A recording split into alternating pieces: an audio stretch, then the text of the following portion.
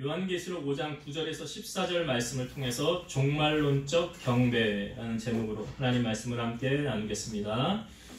요한계시록 4장과 5장은 하늘의 예배에 대해서 우리에게 보여주고 있는데요. 그 대상이 4장은 하나님을 향하여 보좌에 앉으신 하나님을 향한 경배와 찬양이었고, 5장은 누구를 향한 경배와 찬양이죠? 어린 양 되신 예수 그리스도를 향한 경배와 찬양의 내용이었습니다. 그래서 우리가 저번 주에 5장 1절에서 8절의 말씀을 보았죠.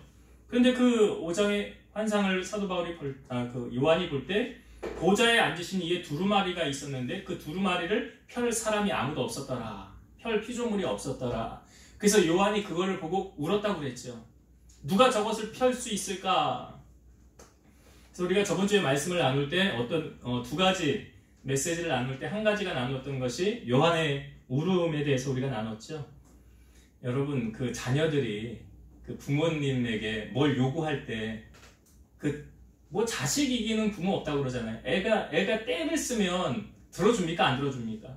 막 울고불고 밥 안 먹고 막 뭐 마트에서 들어놓고 뭐 하여튼 어떤 경우를 통해서든지 애가 떼를 쓰잖아요. 뭐 필요한 거 있으면. 그러면 대개 부모님들 처음엔 안 돼 하다가 쟤 그냥 두면 안 되겠는데, 쟤 밥 계속 굶으면 안 되겠는데, 부모 마음이 타들어가잖아요. 이거 해줘야 되겠네 하면서 결국은 해주잖아요. 제가 이 비유 설명을 드린 것은 우리가 하나님을 향하여 여러분 그렇게 좀 울어보라는 거예요. 제가 말씀드린 거. 하나님을 향하여 그렇게 좀 떼를 써보라는 거예요. 그래서 그 예수님의 비유 가운데 그 재판장의 비유 들었었죠? 과부와 재판장의 비유 아시죠? 한 재판장이 있었는데 사람도 무시하고 하나님도 두려워하지 않는 그런 재판장이 이 과부가 와서 매일마다 와서 도와달라고 하니까 뭐라고 그래요? 재판장이 속으로, 내가 사람도 무시하고 하나님도 두렵지 않은데 이 과부가 매일 와서 나를 귀찮게 하니 내가 들어주지 않으면 안 되겠다. 결국은 뭐예요? 들어줬다는 거예요? 안 들어줬다는 거예요? 그 비유를 왜 우리에게 해주신 겁니까? 너희들도 이 과부처럼 해보라는 거잖아요. 우린 좀 하다가 안 되네 포기하고 뭐 하나님 뭐 해주신다더니 뭐 안 해주신, 그게 아니라요. 될 때까지 하는 거예요. 기도는 때를 써보라는 거예요. 그래서 예수님이 이렇게 말씀하시잖아요. 인자가 오래 참겠느냐, 그런데 세상에서 믿음을 보겠느냐 그러잖아요. 그 믿음을 보겠느냐가 뭐예요? 떼 써보라는 거. 쉽게 말하면 울고불고 떼 써보셨어요? 그리고 나서 하나님이 안 해준다고 하면 그건 하나님이 뭔가 좀 우리가 기도를 잘못했거나, 분명히 하나님은 살아계시니까 가족의 구원을 위해서도 뭐 그냥 해주면 하고 뭐 말면 말고, 이게 아니라요. 우리가 기도할 때 그런 자세로 하면 기도도 하나님도 들어줄까 말까 그렇겠지요. 근데 그렇게 그냥 전심으로 우리가 하면, 마음을 다해서 하면 하나님도 반드시 들어주신다. 근데 하나님의 기도를 빨리 응답받는 비결은 뭐예요? 눈물을 흘리며 씨를 뿌리는 자는 기쁨으로 거두리로다. 눈물을 흘리며 기도할 때 하나님이 그 나의 눈물을 바꿔서 내게 기쁨으로 갚아주신다. 그래서 여러분, 가끔 제가 우스갯소리로 그런 얘기하죠. 눈물이 안 나오면 바늘로 찔러서라도 아프게 해서 눈물을 짜내라고요. 짜내라고. 그렇게 한번 하나님 앞에 기도해 보시라. 이게 첫 번째 나누었던 은혜였고, 두 번째 나누었던 것이 우리 그 하늘의 예배 환상 가운데 하나님 앞에 뭐가 있다고 그랬어요? 여기 금대접이 있다고 그랬잖아요. 검은고와 향이 가득한 금대접이 있었더라. 그러니까 검은고는 찬양을 얘기하는 거였고, 금대접은 뭐라고 성경이 말합니까? 성도들의 기도라 그랬어요. 그래서 우리 기도가 언제 응답된다고요? 이 금대접에 나의 기도가 찰랑찰랑하게 다 차서 이게 이제 넘칠 때 되면 응답되어지는 거예요. 하나님 그런 응답해 주시는 거예요. 그러니까 다 뭐예요? 만사가 기한이 있고 때가 있다고 그러죠. 기도의 응답도 때가 있어요. 제가 옛날에 설교할 때 기도 응답에는 세 종류의 기도 응답이 있다고 그랬어요. 첫 번째, 즉각적인 응답이 있고, 두 번째, 때를 두고 나중에 응답해 주시는 것 있고, 세 번째, 응답해 주지 않는 것도 응답이다 라는 하나님의 기도 응답이 세 종류가 있다고 그랬죠. 그래서 우리가 하나님께로부터 기도해서 빨리 응답받길 원한다면 하나님 앞에 여기 금대접 여기다 빨리 기도를 채워야지. 채우셔야지. 그래서 여러분, 성경에 어떻게 기도하라고 우리에게 말씀해주고 있습니까? 너희를 향한 하나님의 뜻이 뭐라고요? 항상 기뻐하라. 그 다음에 어떻게 기도해요? 쉬지 말고 기도하라. 그 다음에 범사에 감사하라. 너희를 향한 하나님의 뜻이니라. 쉬지 말고 기도하라는 건 늘 기도로 깨어 있으라 이 말이죠. 제가 말씀드렸잖아요. 운전을 하거나 뭐 설거지를 하거나 집안일을 하거나 사무실에서 일을 하거나 어떤 상황에서든 여러분들이 하나님을 찬양하고 수시로 하나님 앞에 기도하며 나아가라. 그 은혜를 우리가 저번 주에 나누었습니다. 자, 오늘 9절부터 마지막 절까지 나눌 때요, 제목을 종말론적 경배라고 했어요. 그럼 제가 먼저 제목에 있는 종말이라는 개념에 대해서 설명을 한번 드렸었는데 기억나십니까? 종말은 언제부터 언제까지가 종말이에요? 복습을 하는 거예요, 이제. 종말은 언제부터 언제? 예, 이렇게 자꾸 잊어버리셔야 제가 설교를 한만 나는 거예요, 그죠? 다 기억하면 제가 할 게 없어요. 권사님은 아실 것 같은데? 예, 종말은 예수 그리스도의 십자가 사건, 십자가에서 죽으시고 부활하신 사건. 그때부터 주님께서 다시 임하실, 재림하시기 전까지를 종말이라. 그럼 우리가 살고 있는 이 시대를 지금 종말이에요. 우리가. 세상의 끝을 우리가 지금 살아가고 있는 거예요. 아까도 어떤 분하고 식사하면서 교제할 때 주님이 언제 오시는가? 언제 오신대요? 노아의 때와 같이 주님이 임하신다. 노아가 산에다가 방주 지을 때 사람들 뭐 했어요? 먹고 마시고 장가 들고 자기들 하고 싶은 거 다 했죠? 근데 얼마 있지 않아서 주님이 오셨잖아요. 지금 똑같아요. 지금 다 그때와 별 다를 것이 없더라. 그러니까 다시 말씀드려 주님이 오실 날이 멀지 않았다. 그러면 종말을 우리가 지금 살고 있는데 종말을 살고 있는 우리들이 경배해야 될 대상, 섬겨야 될 대상은 오직 누구밖에 없습니까? 예수 그리스도밖에 없다라는 거예요. 그러니까 이 요한계시록 5장에 어떤 분을 주제로 찬양하고 있습니까? 예수님이죠. 예수님. 자, 그래서 9절부터 다시 한번 보도록 하겠습니다. 9절부터 제가 다시 볼게요. 그들이 새 노래를 불러 이르되 두루마리를 가지시고 그 인봉을 떼기에 합당하시도다. 일찍이 죽임을 당하사 각 족속과 방언과 백성과 나라 가운데에서 사람들을 피로 사서 하나님께 드리시고. 자, 이 부분을 조금 나눠서 이제 잠깐 설명을 드리면 그들이 새 노래를 불러 이르되, 여기 새 노래라는 표현이요, 여기에도 있고 사실 시편 있는데 보다 보면 새 노래로 여호와께 노래하라 이런 구절들이 있어요. 그럼 여기서 새 노래라는 것은 어떤 새로운 것을 말하는 것이 아니라요, 질적인 면에서의 새로운 것이에요. 질적인 면에서의 새로운 것. 뭐 새 신발을 샀다, 헌 신발을 버린다, 그런 새로운 의미가 아니라 질적인 의미에서 새로운 것인데, 그리스도의 희생적인 사역으로 말미암아 이룩된 구원의 새로운 완성에 대한 노래. 또한 여기 4장은 사실 하나님이 창조 사역으로 인해 찬양을 받으셨지만 5장에서는 어린 양의 구속의 사역으로 인해 찬양 받으심. 그러니까 4장과 5장이 하늘의 예배이긴 하지만 대상이 달랐고 주제가 조금은 하나님을 향한 4장은 하나님을 향한 찬양, 5장은 어린 양 대신 예수님을 향한 찬양인데, 그러면 그 예수님은 우리가 왜 찬양해야 되는가? 이제 뭐 그 부분에 대해서 제가 뒷부분에 다시 한번 좀 설명을 드릴게요. 그러니까 어린 양의 구속의 역사로 인해 우리가 지금 어린 양 대신 주님을 찬양한다. 새 노래로 지금 찬양하는데, 자, 여기 9절. 두루마리를 가지시고 그 인봉을 떼시기에 합당하시도다. 하나님의 보좌 오른손에 두루마리가 둘려 있었는데 아무도 그것을 떼지 못했는데 누가 뗐다는 거예요? 예수님이 그 두루마리를 취하셨죠. 그리고 그것을, 그 인을 이제 떼시는 거예요. 예수님이 그거를 떼셨다. 어떻게 이것이 예수님은 가능하였느냐? 십자가상에서 그리스도의 희생적인 사역이 인봉을 떼기에 충분한 조건을 갖추었다는 거예요. 그러니까 우리가 5장 2절에 보면 천사가 외치기를 그 두루마리를 누가 펴며 그 인을 누가 떼기에 합당하냐. 피조세계에 만든 모든 만물은 그것은 아무도 뗄 수 없다. 그런데 지금 5장 9절에 누가 그것을 뗐다고요? 어린 양 되시는 예수님이 그것을 떼기에, 인봉을 떼기에 충분한 자격을 주님은 갖추셨다라는 거죠. 그러니까 일찍이 역사 가운데 죽으신 그리스도의 죽음이 전 인류를 구원하기 위해 영원한 조건을 갖추셨다는 거예요.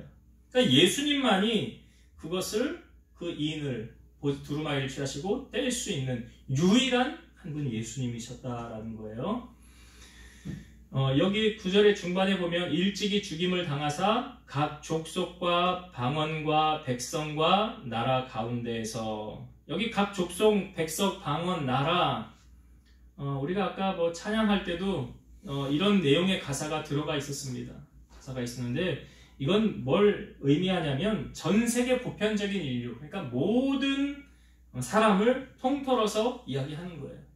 이 땅에 발을 디디고 있는 모든 족속, 모든 사람, 그 사람들이 여기 사람들을 피로 사서 하나님께 드리시고 그랬죠.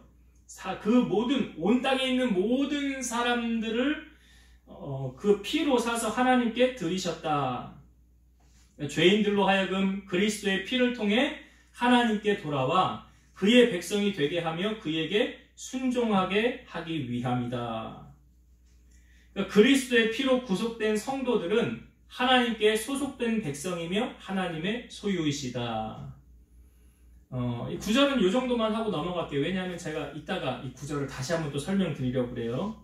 그러니까 대충 이런 의미를 여러분들이 그냥 알고만 계시고 이따가 다시 한번 구절 설명드릴게요. 10절을 볼게요.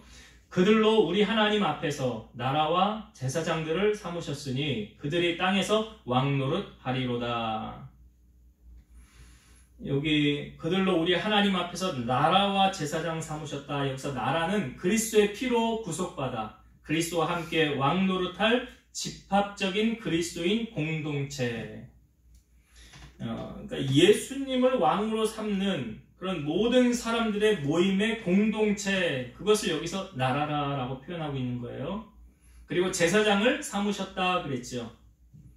그러니까 옛 언약하에서, 그러니까 구약의 율법 하에서는 특별히 선택된 제사장만 하나님의 나라에, 그러니까 진례, 제사 이것을 할 수 있었다고 그랬죠. 근데 예수님이 운명하시고 휘장을 갈라놓으셨다 그러면서 이게 새 언약이 시작되어진 거예요.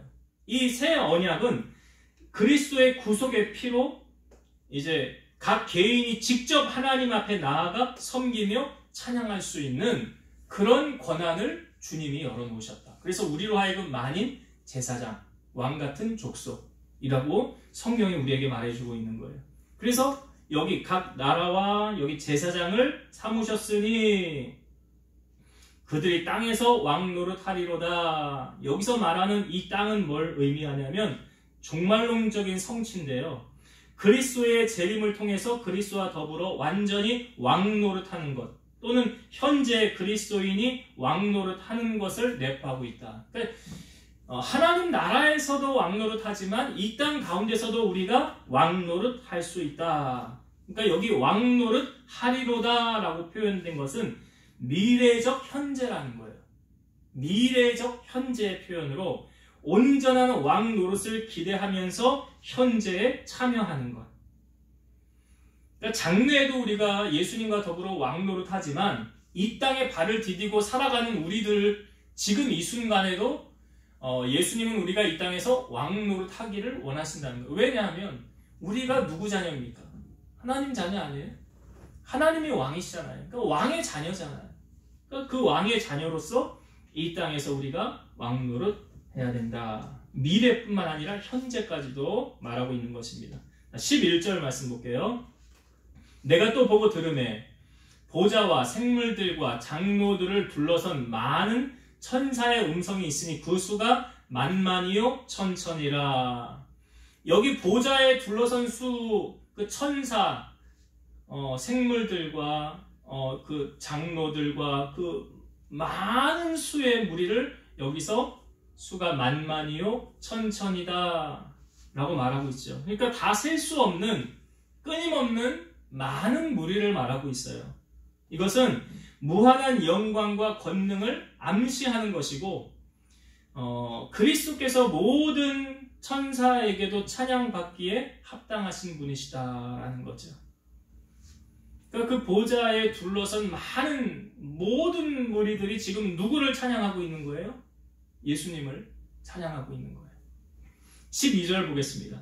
큰 음성으로 이르되 죽임을 당하신 어린 양은 능력과 부와 지혜와 힘과 존귀와 영광과 찬송을 받으시기에 합당하도다 하더라.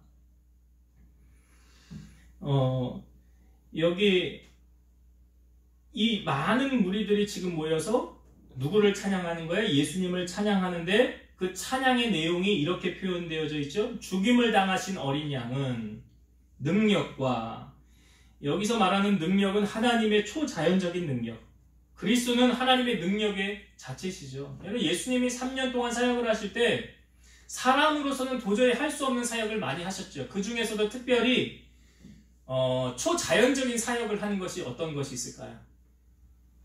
초자연적이라고 말하면 물론 사람이 할 수 없는 영역, 예? 그래요. 바다를 잔잔하게 신만이 하실 수 있는 것. 누가 바람을 통제할 수 있습니까? 누가 파도를 통제할 수 있습니까? 사람이 할 수 없는 영역이에요. 근데 예수님이 하셨단 말이죠. 그러니까 예수님의 능력을 보여준 거예요. 초자연적인 능력을 지니신 분이시다. 그 주님이. 그 능력을 지금 찬송하고 있는 거예요. 풍랑을 잔잔하게 하신 예수님의 능력. 예수님은 분명히 능력을 행하셨죠. 그 능력을 갖고 계신 분이세요. 그리고 여기 그 다음 나오는 게 어린 양은 능력과 부와 그랬어.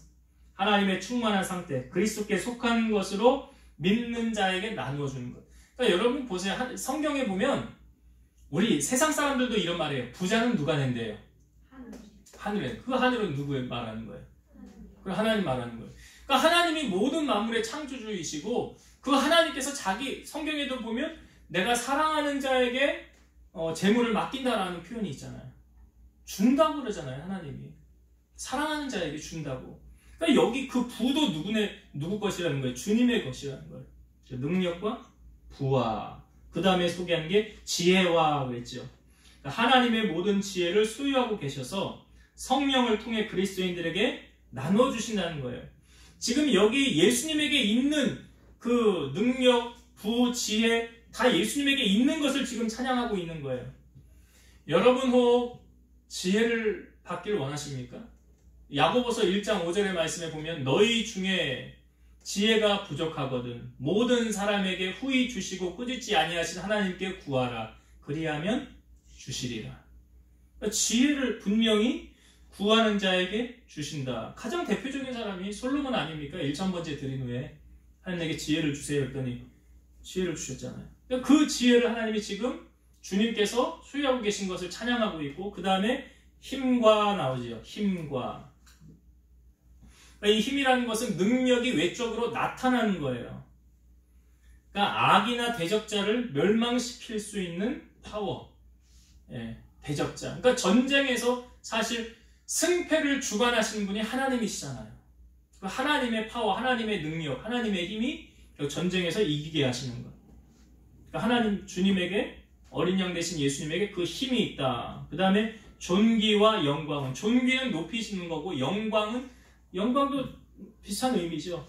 그러니까 이건 하나님과 동등됨으로 소유하셨으나 예수님은 종의 형체로 오셔서 낮은 자리에 임하셨고 십자가와 부활을 통해서 존귀와 영광을 입게 되시죠.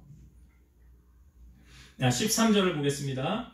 내가 또 들으니 하늘 위에와 땅 위에와 땅 아래와 바다 위에와 또 그 가운데 모든 피조물이 이르되 보좌에 앉으신 이와, 보좌에 앉으신 이는 누군지 아시죠? 하나님이시고 어린 양에게 찬송과 존귀와 영광과 권능을 세세토록 돌릴지어다 하니.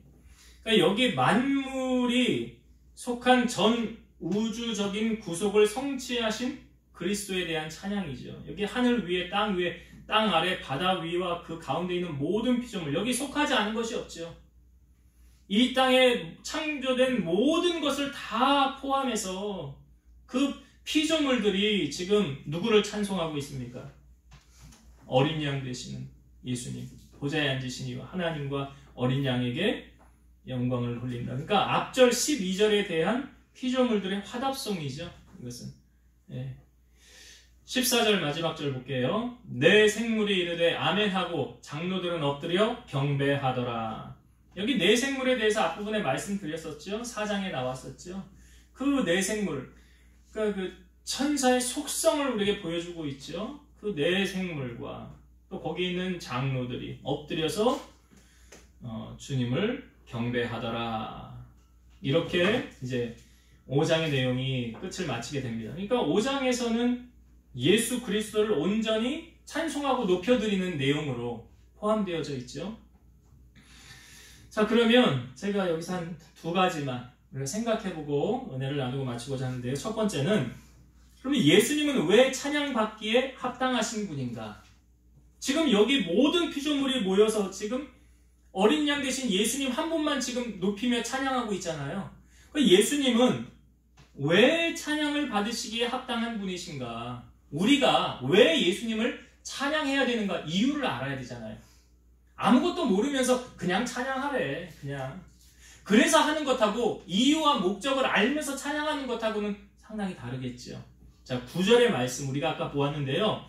9절을 제가 현대어 성경, 쉬운 성경으로 9절을 다시 읽어볼게요. 그들은 다음과 같은 새 노래를 불렀습니다. 주께서는 두루마리를 받고 봉인을 떼며 그것을 열기에 합당하신 분입니다. 주께서 죽임을 당하셨으나 주께서 흘리신 피의 대가로 모든 민족 가운데서 하나님께 드릴 사람들을 사셨습니다. 주님께서 여기 봉인을 떼었다, 그 열기에 합당하신 분이다 라고 말하고 그 다음에 나오는 게 중요한 구절이에요. 주께서 죽임을 당하셨으나 주께서 흘리신 피의 대가로 모든 민족 가운데서 하나님께 드릴 사람들을 사셨습니다. 그러니까 예수 그리스도의 구속의 피로 사람들이 주님 것이 되었다, 하나님의 것이 되었다라는 그런 의미거든요. 그러니까 우리를 위해서 주님은 생명을 주셨죠. 우리를 위해 죽어주셨어요. 주님이 우리를 위해 죽으시기까지 그 값을 주님이 지불해 주신 거죠. 피 흘림이 없이는 사함이 없느니라 그랬어요. 누군가의 죄를 대속해 주기 위해서는 피 없는 누군가가 대신 죽어줘야 돼. 그래서 구약에는 희생 제물을 가지고 와서 이 제물이 소나 양이나 염소가 죽어짐을 통해서 그 사람의 죄가 전이되어서 죄사함 받게 된 거예요. 그런데 우리의 죄를 사해 주기 위해서, 그래서 예수님이 이 땅에 오시게 된 거죠. 사망 가운데 매여있던 우리를 생명으로 옮겨주기 위해서. 그러니까 예수님은 이 땅에 사람으로 오셨지만 죄가 있다고 그랬어요? 없다고 그랬어요? 없다고 그랬어요. 그렇기 때문에 주님은 대속물이 될 수 있는 거예요. 만약 죄가 있다고 하면 대속물 될 수 없어요. 예수님께서 지금 십자가에서 죽으셨죠. 이 십자가의 사건, 이것으로 말미암아 우리가 죄에서 사함받게 되는 거예요. 빌립보서 2장 5절에서 11절의 말씀을 제가 읽어볼게요. 너희 안에 이 마음을 품으라. 곧 그리스도 예수의 마음이니 그는 근본 하나님의 본체시나 하나님과 동등됨을 취할 것으로 여기지 아니하시고 오히려 자기를 비워 종의 형체를 가리사 사람들과 같이 되셨고 사람의 모양으로 나타나사 자기를 낮추시고 죽기까지 복종하셨으니 곧 십자가에 죽으심이라. 이러므로 하나님이 그를 지극히 높여 모든 이름 위에 뛰어난 이름을 주사 하늘에 있는 자들과 땅에 있는 자들과 땅 아래에 있는 자들로 모든 무릎을 예수의 이름에 꿇게 하시고 모든 입으로 예수 그리스도를 주라 시인하여 하나님 아버지께 영광을 돌리게 하셨느니라. 우리가 아까 계시록 여기 말씀에도 볼 때 하나님을 찬양할 때 땅 위에 있는 자, 땅 아래에 있는 자, 바다 위에 있는 자, 그 가운데 여기 또 똑같은 표현이 있죠. 땅에 있는 자들과 땅 아래에 있는 자들로 모든 무릎을 예수의 이름에 꿇게 하시고 모든 입으로 예수 그리스도를 주라 시인하여 하나님 아버지께 영광을 돌리게 하셨다. 그러니까 예수 그리스도가 사람의 모양으로 오셔서 십자가에서 죽기까지 복종하셨다. 십자가에 죽으셔야만 했죠, 예수님이. 왜요? 그래야 우리가 다시 회복될 수 있으니까, 살아날 수 있으니까, 사망에서 생명으로 옮겨줄 수 있으니까 그것을 예수님이 친히 담당하셨다는 거예요. 여러분, 성경의 가장 큰 사랑은 어떤 사랑이라고 말합니까?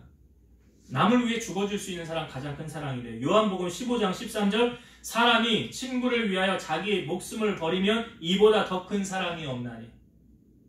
누군가를 위하여 내가 죽어줄 수 있다? 그럼 그 사람은 가장 큰 사랑 실천하는 사람이에요. 그런데 그 사랑을 지금 누가 우리에게 보여주셨습니까? 예수님이죠.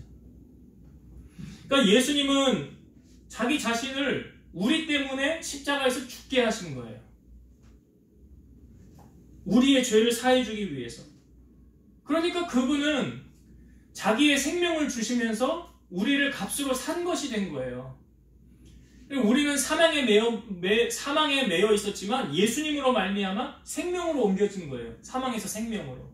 그러니까 내가 영원히 사망 가운데 있어야 됐는데 나를 생명으로 천국 가도록 인도해 주신 분이 누구예요? 예수님이죠. 그러니까 그분이 보혈의 공로가 아니고는 우리는 구원을 받을 수 없었는데 예수님 때문에 내가 구원받았다는 사실. 예수님의 그 십자가에서 죽으신 사건, 고난당하시고 피 흘리시고 물과 피를 쏟으셔서 가장 큰 사랑을 우리에게 보여주신 그 예수님 때문에 내가 구원받았다는 사실. 그러면 우리는 그 주님을 찬양하는 것이 당연하지 않을까요? 당연한 것을 지금 말하는 거예요. 그래서 우리가 주님을 찬송하고 높여드리는 거예요. 그런 의미를 가지고 우리가 예배 전에 찬양하거든, 찬송을 하거든, 우리가 예배 시간에 찬송도 부르잖아요. 그 모든 찬송의 대상은 누구라고요? 예수님이에요. 보좌에 앉으신 하나님과 그분을 향하여 올려드리는 거예요. 그러니까 그분을 향한 찬양이라고 한다면 우리가 어떻게 해야 될까요? 그분은 나를 위해 죽어주셨는데 나는 이 찬양 요 조그만 것 요거 하나로 은혜 다 갚았다 말할 수는 없는 거죠. 그러나 내가 최선을 다해서 그 주님의 그 피 흘리신 그 사랑, 그 십자가의 대속의 사랑, 그 사랑에 조금이라도 보답하고자 내가 주님을 향하여 찬양하는 거라고 한다면 어떤 마음과 중심으로 주님을 찬양해야 될까요?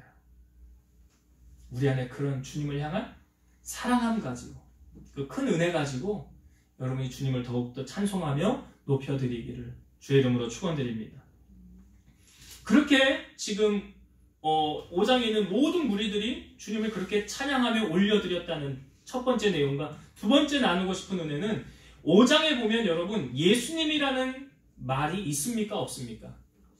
없죠. 그런데 5장이 예수님을 향한 찬양이라는 걸 우리는 어떻게 알아요? 어린 양. 예, 맞아요. 어린 양이에요. 어린 양이 누구를 예표하는 거라고요? 예수님을 예표하는 거예요. 당시 지금 이스라엘 백성들, 크리스찬들은 로마의 심한 박해 속에 있었다고 그랬어요. 그래서 이 요한계시록이 그들에게 위로가 되는 그런 서신이라고 그랬어요. 그럼 여기에다 직접적으로 이 대고 여기다 예수님이라는 말을 할 수 없는 이유는 이 로마인들도 이거를 접할 수도 있고 누군가도 볼 수 있는데 직접적으로 예수라는 표현이 있으면 안 되잖아요. 그러니까 감춰놓는 거예요. 감춰놓는 거예요. 그런 부분이 요한계시록에 많아요. 우리만 알 수 있는. 그러니까 지금 5장의 찬송을 받으시는 대상이 예수님이라는 표현을, 예수님이라는 것을 우리는 어린 양이라는 표현, 이 5장에 보면 6절, 7절, 12절, 13절에 이 어린 양이라는 표현을 쓰고 있습니다. 세례 요한은요, 예수님이 이렇게 나오실 때 이런 표현을 했죠. 보라, 세상 죄를 지고 가는 하나님의 어린 양이로다. 예수님을 세상 죄를 지고 가는 하나님의 어린 양이로다. 그러면 여러분, 왜 예수님을 염소라고도 해도 되고 소라고 해도 되고 비둘기라고 해도 되고 여러 표현이 있는데 왜 어린 양이라고 예수님을 비유적으로 표현했을까요? 목자가 꼭 있어야 돼. 목자가 있어야 되니까 양이라고 했다. 네. 그래요, 맞아요. 그 말도 틀린 말은 아니에요. 네, 우리 이 어린 양이라는 표현을 예수님이라고 비유적으로 표현한 것은 이스라엘 백성들이 이제 출애굽을 할 때 그 모세를 보내서 10가지 재앙을 내립니다. 근데 9가지, 10번째 재앙이 뭐죠? 아시죠? 장자의 죽음. 처음 난 것의 죽음이에요. 그런데 하나님께서 그 10번째 재앙을 하기 전에 그 고센 지역에 있는 이스라엘 백성들로 하여금 너희들은 이 10번째 재앙을 그냥 넘어갈 수 있는 기회를 내가 너희에게 주리라. 모든 첫것이 다 죽임을 당할 때 너희들은 이렇게만 하면 안 죽는다 하고 이스라엘 백성들에게 지키라고 한 것이 있어요. 그것이 뭐냐면 유월절이에요. 자, 이 부분은 우리 성경을 한번 봅시다. 여기 왜 예수님을 어린 양이라고 자꾸 우리가 표현하는가? 여기서 유래된 거예요. 출애굽기 12장을 한번 찾아봅시다.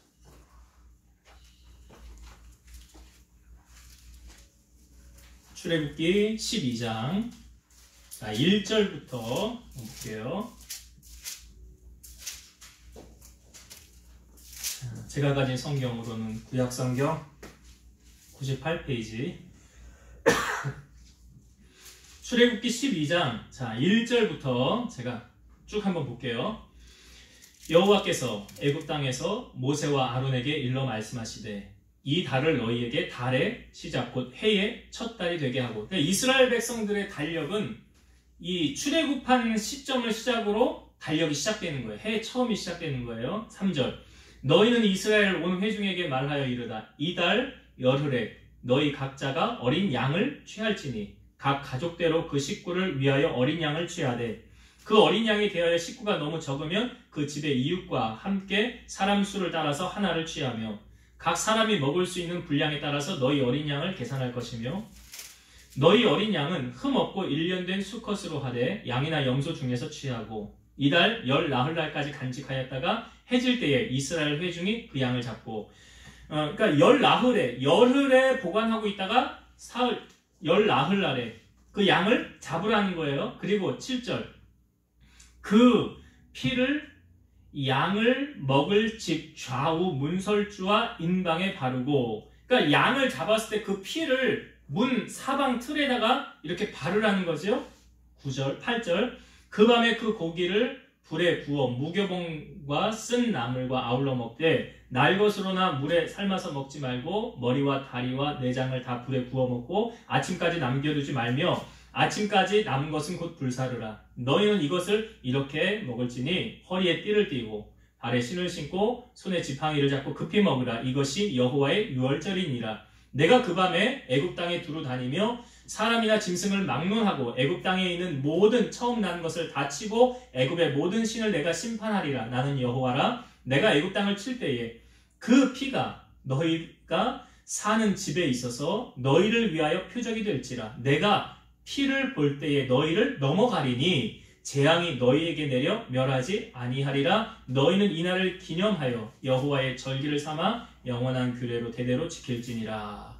그러니까 양의 피를 바르라고 할 때 그 사망의 영이 이렇게 지나갈 때 그 피를 보면 어떻게 한대요? 내가 그냥 재앙을 내리지 않고 넘어가리라. 그래서 6월절을 패스오버라고 하는 통과했다 라고 말하는 거예요. 그래서 이스라엘 백성들이 양을 잡고 문 인방과 좌우설주에 어린 양의 피를 발라서 그냥 이제 사망영이 지나갈 때 지나갑니다. 한 줄 더 볼게요. 21절부터 23절 비슷한 내용이긴 한데 다시 볼게요. 모세가 이스라엘 모든 장로를 불러서 그들에게 이르되 너희는 나가서 너희의 가족대로 어린 양을 택하여 6월절 양으로 잡고 옷을 쳐 묶음을 가져다가 그릇에 담은 피에 적셔서 그 피를 문 인방과 좌우 설주에 뿌리고 아침까지 한 사람도 자기 집 문 밖에 나가지 말라. 여호와께서 애굽 사람들에게 재앙을 내리려고 지나가실 때에 문 인방과 좌우 문설주의 피를 보시며 여호와께서 그 문을 넘으시고 멸하는 자에게 너희 집에 들어가서 너희를 치지 못하게 하실 것임이니라. 그러니까 그 양의 피를 발라 놓으면 사망의 영이 그냥 지나간다 그러죠. 그냥 지나갈 것이다. 자, 양의 피를 바르지 않은 다른 집은 어떻게 됐을까요? 자, 29절과 30절 보겠습니다.